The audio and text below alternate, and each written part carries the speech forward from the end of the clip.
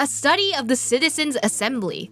Democratic politics has always fascinated citizens of different city-states and Amphorius. When Akuma was first established, its democracy was limited to a privileged minority. However, through ongoing reforms, and the Akuman Citizens' Assembly took to the stage, transforming Akuma's governance into a democracy for all, where the Citizens' Assembly made every major decision. It's important to note that as the Black Tide draws near and citizens from the other city-states join Akuma's political life, the precious rights of Akuma's original citizens are becoming increasingly diluted. Consequently, voices calling for reforms with the Akuma Citizens' Assembly system grew even louder. Democracy is only one of the consequences of civilization's development, rather than the cause of development. For democracy to be productive, it must appoint different rules for different societies, situations, and issues. No single rule can be optimal for all scenarios. In other words, Akuma Citizens' Assembly system will continue to evolve as the book is written. Due to the time limitations, this publication focuses only on the current Akuman Citizens' Assembly, not its future developments. Readers should bear this limitation in mind. Citizens, citizenship, and citizenship policies of Akuma.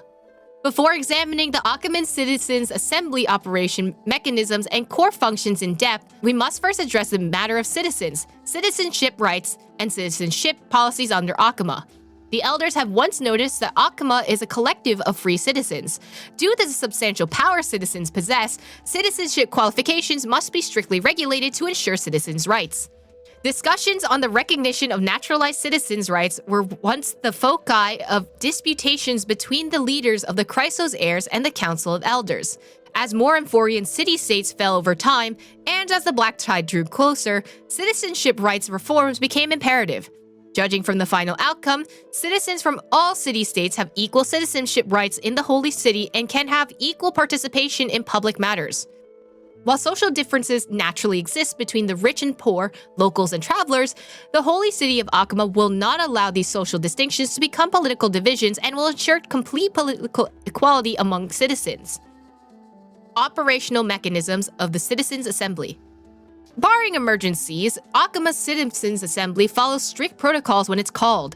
The current Council of Elders, made up of representatives of the city-state, post the upcoming Citizens' Assembly agenda and venue, usually Dawn Cloud in the Holy City, at the Wall of Heroes before each meeting. Usually, topics are proposed by Council of Elder members before the Assembly and become official Assembly items after receiving majority Council approval. The Council predetermines which matters to address and when. Once confirmed, the Council Chairman hands over the agenda to the Council of Elders Assembly Chair, who presides over the meeting.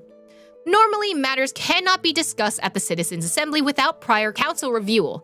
Council-reviewed matters yield only two outcomes. Either they're already thoroughly discussed and only need citizens' votes, or they require citizens to hold debates to reach final resolutions during the Assembly. Results are tallied using pottery shards blessed with Kefali's ruins, with voting dahlia placed throughout Akuma during assemblies. After thorough discussion and voting of all proposals, the Council of Elders posts approved decrees at the Wall of Heroes. Core functions of the Citizens' Assembly. The Assembly wields the important capacities of legislative power, the appointment of government officials declaring war, conceding peace, and the actual control of armies during wartime.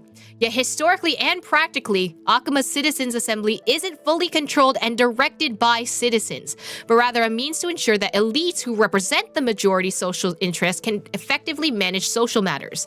In other words, the current system, where the leader of the Chrysos heirs and the Council of Elders jointly manage Akuma, was cited by the Akuman Citizens' Assembly system. Citizen influenced policymakers through voting and other means of political participation, rather than directly managing social affairs or making political decisions.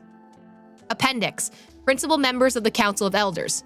The Council of Elders is a governmental organization consisting of representatives from Amphorius' city-states.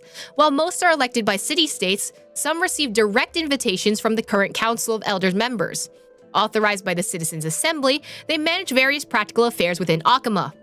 The most renowned honorary elder is Lycurgus, Antitherican, a race that already nearly extinct before the Chrysos War. He had communicated directly with Kefali multiple times during the era of Chrysia and passed the wishes of mortals to Kefali, showing himself as the true Therios. Lycurgus's neutrality is well noted by all, which explains his frequent selection as the Citizens' Assembly chair. Significantly, Elder Canis has shown great effectiveness in Akima's governance and gathered many followers. Many believe Canis will leverage accumulated resources to challenge the current situation where the Chrysos heirs hold real authority and transform Akima's political structure.